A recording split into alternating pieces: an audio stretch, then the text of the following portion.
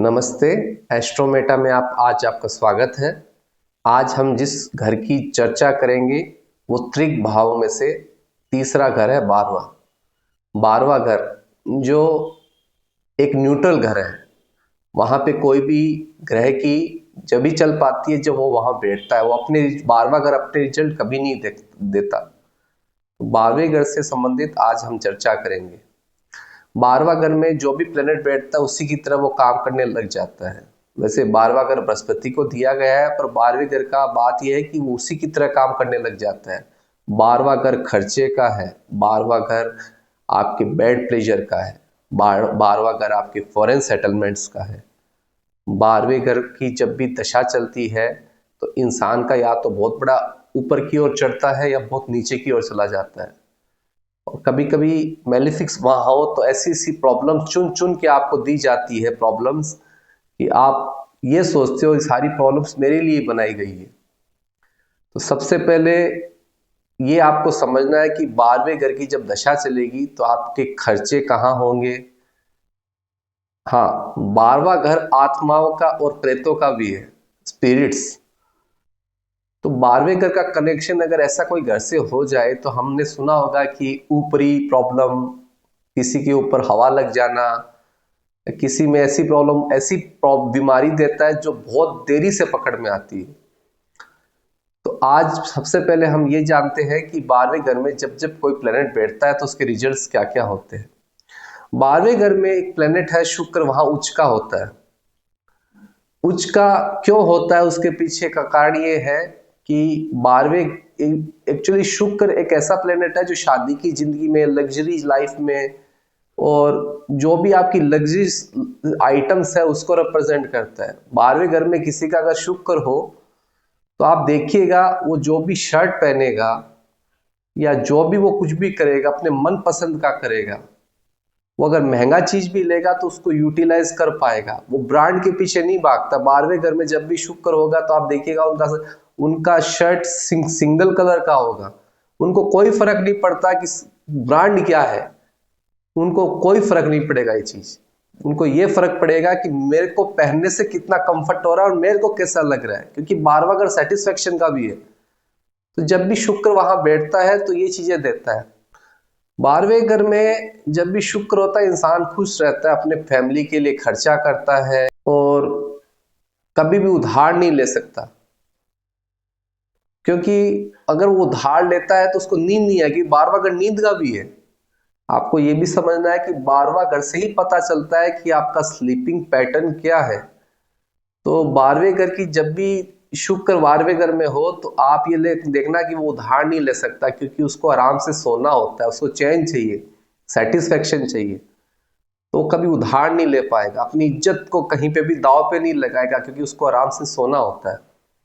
12वें घर में शुक्र होने से आपकी लग्जरी लाइफ हमेशा बनी रहती है। आप वही चीजें खरीदेंगे, ऐसा नहीं है सामने वाला जो गाड़ी लिया है वही आपको लेना है, या कोई ब्रांडेड गाड़ी है वही आपको लेना है। आपको जो पसंद होगा वही गाड़ी लेंगे, आपको जो पसंद होगा वही कपड़े पहनेंगे।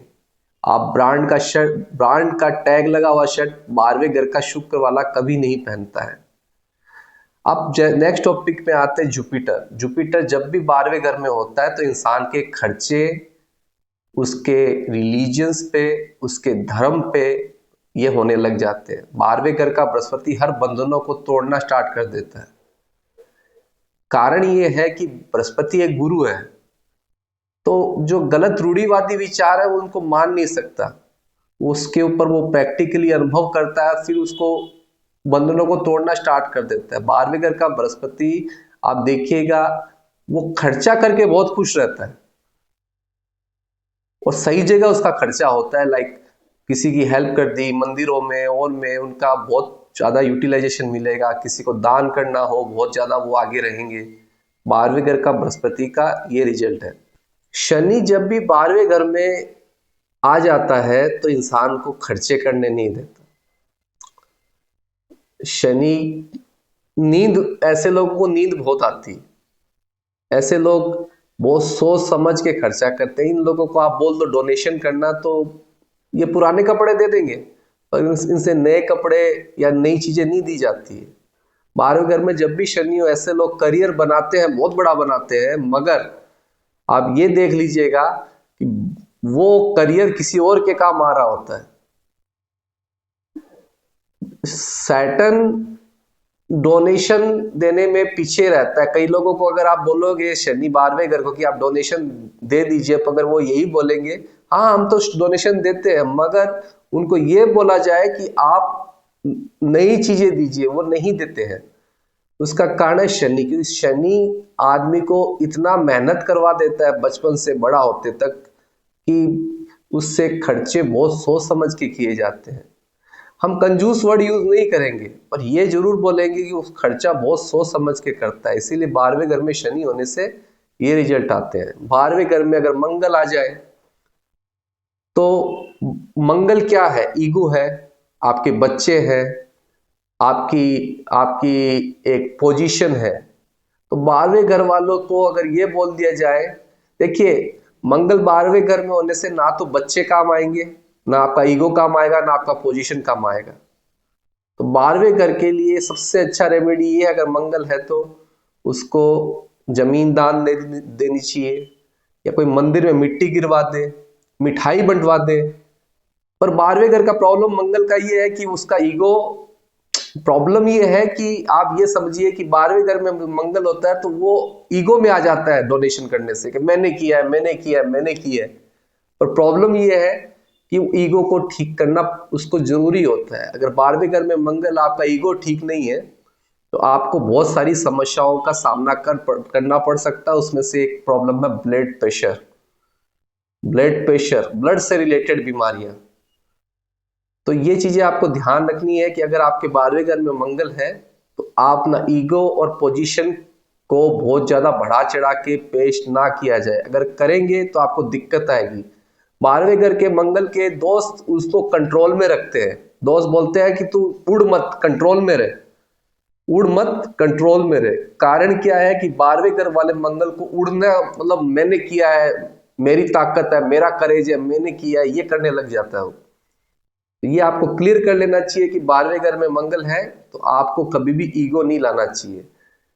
कई जगह एक रेमेडी दी जाती है 12वें घर के मंगल के लिए कि 4 पताशे सर पे से वहां मतलब घुमा के हनुमान जी के मंदिर में हर मंगलवार दान देने चाहिए। इससे मंगल ठीक होने लग जाता है। तो ये मंगल हो गया। अब नेक्स्ट जो टॉपिक आता है वो आता है राहु। राहु 12वें घर में होने से बहुत सारी प्रॉब्लम्स आने लग जाती है। इसका कारण क्या है कि राहु एक बंद मुट्ठी है। राहु का काम है लड़ना झगड़ना, जबरदस्ती कोई चीज को पाना, क्योंकि छठे घर का कारक है राहु। तो वो छठे घर के रिजल्ट 12वें घर में देने के लिए प्रॉब्लम में आ जाता है। उसको शांति नहीं मिल पाती है, उसको नींद नहीं आती है। उधार ले लेगा, लेगा वो तो जोर जबरदस्ती कैसे भी करके वो पैसा उधार ले लेगा, पर वो वहां पे चुका नहीं पाता है। तो उसका नींद में प्रॉब्लम आने लग जाती है 12वें घर के राहु को। तो ये 12वें घर का राहु का स्लीपिंग पैटर्न बहुत खराब रहता है, यही एक कारण है। 12वें घर में सूर्य, देखिए सूर्य आत्मा का कारक है। सूर्य एक ऐसा प्लेनेट है जो आपकी लाइफ में रेपुटेशन देता है। सूर्य एक ऐसा प्लेनेट है जो रोशनी देता है, और 12वां घर अंधेरे का है। इसीलिए सूर्य को मरण करण स्थान 12वें घर में बोला गया है कि सूर्य वहां जाके मरण करण स्थान पे आ जाता है। देखिए सूर्य एक चेतना है, और 12वें घर में प्रॉब्लम ये होती है कि चेतना ज्यादा होने से उसकी नींद में प्रॉब्लम्स आनी, इश्यूज खड़ी हो जाती है। सूर्य 12वें घर में होने से आदमी का प्रॉब्लम्स बहुत ज्यादा होती है, स्पेशली नींद का। उसके कारण उसको बाकी डिजीजेस आने लग जाती है। सबसे अच्छा है कि उसको अपना ईगो को कंट्रोल करना है, और कोई भी काम करे उसका ठीकरा दूसरे के ऊपर नहीं फोड़ना है। 12वें घर में जब भी केतु आता है, ये सबसे अच्छा पोजीशन है केतु का। कारण क्या है, केतु जिस भी घर में होता है उस घर से ये कहने लग जाता है कि तुम मुझे वो नहीं दे सकते हो जो मुझे चाहिए, मुझे वो चाहिए जो इस दुनिया में है ही नहीं, उपलब्धि नहीं है। तो 12वें घर में जब भी केतु आता है तो आप देखिएगा वो एक, देखिए 12वें घर में केतु का ही स्थान है क्योंकि वो मोक्ष का घर है और केतु ही एक प्लेनेट है जो मोक्ष की ओर आपको ले जा सकता है। तो केतु की सबसे बड़ी प्रॉब्लम यह है कि 12वें घर में आने के बाद वो उन चीजों, मेटेरियलिस्टिक चीजों को छोड़ के ऐसी चीजें उसको चाहिए होती है जो इस दुनिया में है ही नहीं, इसीलिए वो 12वें घर में सुपर डुपर काम करने लग जाता है। 12वें घर में किसी का बुध आ जाए वहां वो नीच का हो जाता है। वहां पे बुध आने से इंसान की लाइफ में भूलने की बीमारी स्टार्ट होने लग जाती है, वो सब कुछ भूल जाता है। आप ये देखिएगा बहुत लोगों का स्लीपिंग पैटर्न बहुत खराब रहेगा, रात को जगेंगे, दिन में सोएंगे, बोलेंगे मेरे से ज्यादा सवाल मत पूछो, 2 से ज्यादा। उनको अगर बोलोगे कि प्रोटोकॉल फॉलो करना है तो बोलते मुझे प्रोटोकॉल में तो भूल गया, पूरा कोई कॉन्फ्रेंस में ऑफिस में जाना है पूरा सज सज के जाएगा पर नीचे चंपलें होंगी जूते शूज की जगह। तो मेन प्रॉब्लम क्या, 12वें घर का बुध का प्रोटोकॉल वहां खो देता है। वहां बुध एक्चुअली क्रिएटिव है, क्रिएटिविटी को रिप्रेजेंट करता है। बुध मेमोरी है, बुध आदमी की एक थिंकिंग लेवल है, याद रखने का एक बहुत बड़ा इंपॉर्टेंट जगह है वो, पर बुध 12वें घर में आके अपने सारे रिजल्ट खो देता है। तो ऐसे लोगों को अपने जितने भी पीढ़ियों से या आपके पुश्तैनी लोग या आपकी जनरेशन जो चल रही है उनके नाम से डोनेट करते रहना चाहिए, जिससे आपका बुध हमेशा ठीक होता रहे। ये बहुत अच्छी रेमेडी है। आप जिस कुल में पैदा हुए हो, आपकी जो पितृ है उनको कुछ ना कुछ दान देना चाहिए, अपनी संक्रांति पे, अमावस्या के दिन या ऐसे कोई फेस्टिवल पे जहां वो दान दिया जा सकता है। ये पितृदोष करके एक बहुत बड़ा हवा फैला हुआ है दुनिया में, तो पितृदोष कहा जाता है ये, मगर आपको ये ध्यान रखना है कि ये चीजें अगर आप डोनेट करते जाएंगे तो आपके पितृ भी शांत रहेंगे और आपकी प्रॉब्लम भी अच्छी रहेगी और आपकी क्रिएटिविटी हमेशा बनी रहेगी। 12वें घर वालों को, बुध वालों को अपने रिलेशंस याद नहीं रहते। अगर उनको रिलेशंस याद किसी का रह गया है कि किसके कितने बच्चे हैं, अगर इतना सब याद रखे तो बहुत बड़ी बात है। तो ये 12वें घर में भूलने की सबसे बड़ी बुध की प्रॉब्लम्स है। अब आइए हम बताते हैं हर घर के हिसाब से 12वें घर का मालिक जहां पे भी बैठता है उनके क्या क्या रिजल्ट्स होते हैं। 12वें घर में जब भी बुध होता है तो उसको डीप मेडिटेशन पे जाना चाहिए, अपनी चेतना को जगाना चाहिए। जैसे हम मेडिटेशन करते हैं अपनी आंखें ऊपर जाने लग जाती है तो हमें पता चलने लग जाता है कि अपना टैलेंट का, हमारी क्रिएटिविटी कहाँ है। बुध 12वें घर की ये सबसे अच्छी रेमेडी है। लाल किताब में ये कहा गया है कि खाली गाड़े बहाते रहो, अपनी यादों को भूलते रहो, पर सबसे अच्छा रेमेडी है डीप मेडिटेशन। अगर बुध 12वें घर में है तो सबसे अच्छा रेमेडी है डीप मेडिटेशन। अगर आप करते जाएंगे तो आपकी लाइफ में बहुत अच्छे अच्छे असर पड़ने लग जाएंगे। 12वें घर का मालिक के आपको अब हर घर के हिसाब से मैं रिजल्ट्स बताता हूँ। 12वें घर का मालिक अगर पहले घर में आ जाए तो उसके खर्चे उसके ऊपर होने लग जाते हैं। अगर वहां पे मेलिफिक इन्फ्लुएंस ज्यादा है तो आप ध्यान रखिएगा कि ऐसी बीमारी जिसके उसको ढूंढना मुश्किल हो जाता है, बहुत मुश्किल से उस बीमारी का पता चल पाता है। तो सबसे पहले आपने सुना होगा ऊपरी हवाएं, स्पिरिट्स। तो 12वें घर का मालिक जब भी पहले घर में बैठता है तो ऐसा उनको बीमारी होता है जो नॉर्मली किसी को आपको मिलेगा नहीं। तो कई लोग बोलते हैं इसके अंदर आत्मा घुस गई है, तो उनका सबसे अच्छा सलूशन है कि उनको मतलब धार्मिक जो रीति रिवाज है उनसे ठीक किया जाए, मेडिटेशन से ठीक किया जाए। अगर वो 12वें घर का मालिक पहले घर में, अगर वो अपने आप को खुद मेडिटेट नहीं करेगा, खुद सही रास्ते पे नहीं चलेगा, तो उसके सारे खर्चे उसके ऊपर होते जाएंगे, अपने खुद के ऊपर, क्योंकि पहला घर आप खुद है। 12वें घर का मालिक सेकेंड हाउस में हो।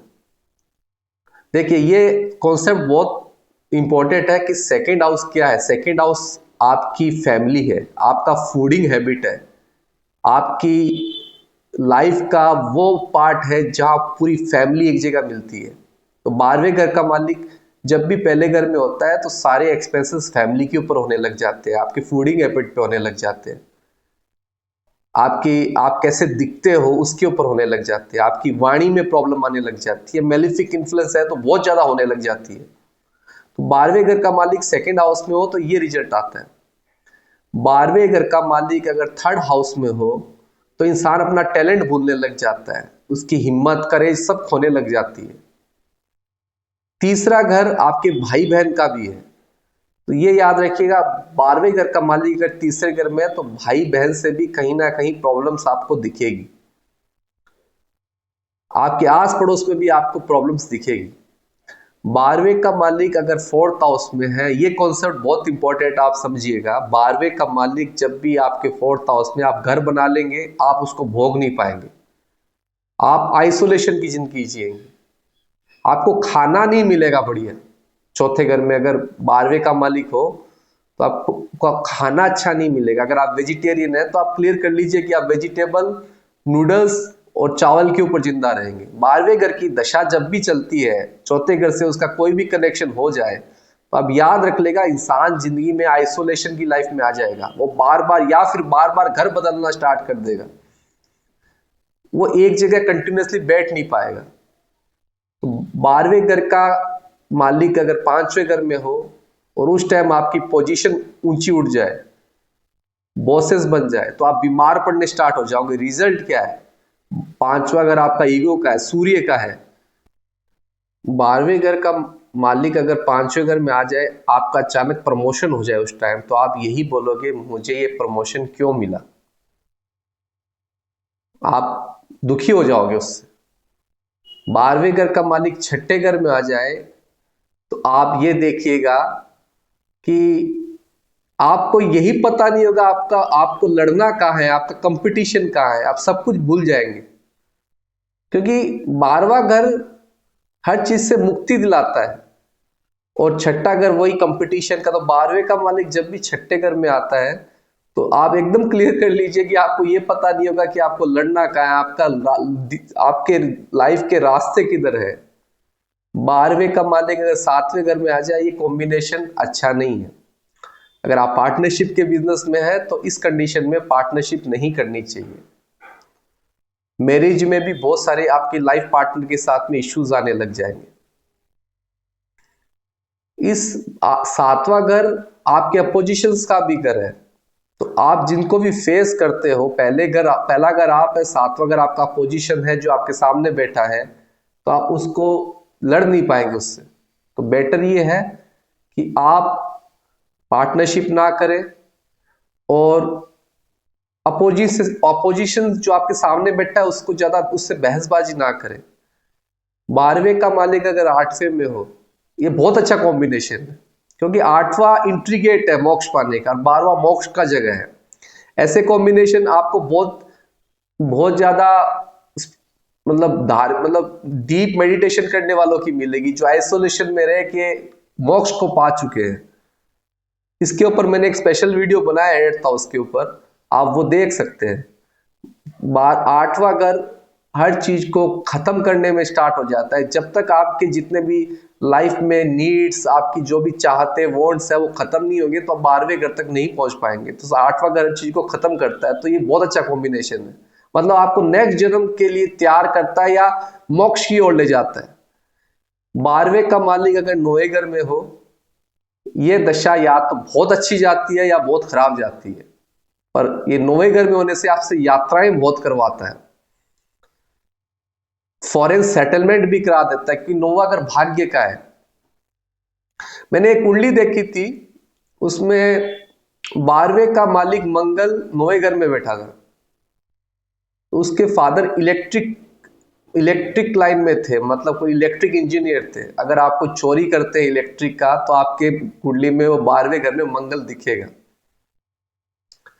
12वें का मालिक अगर 10 में आ जाए तो ये क्लियर कर लीजिएगा कि आप में प्रतिभा बहुत है, आप में क्रिएटिविटी बहुत है, पर जो भी आप बिजनेस करेंगे, जो भी आप काम करेंगे, वो आपको दान देके ही जाना पड़ेगा।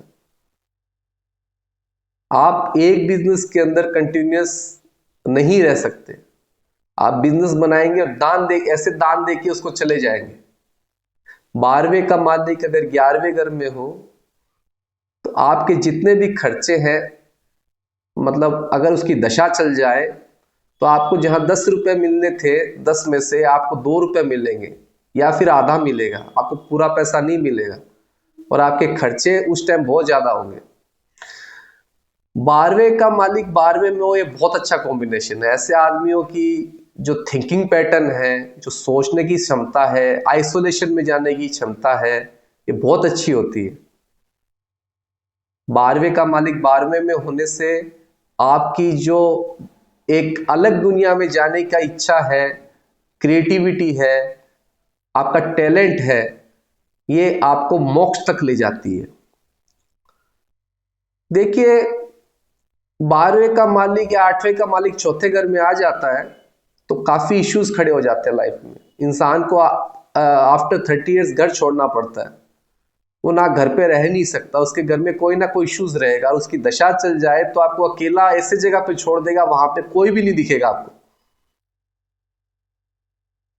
आज जो भी मैंने वीडियो बनाए हैं 12th हाउस से रिलेटेड बनाए हैं, होप सो आपको अच्छे लगे होंगे। अच्छे लगेगा लाइक करिएगा, सब्सक्राइब करिएगा, शेयर करिएगा। मैं और ऐसे वीडियो लाता रहूंगा। Thank you.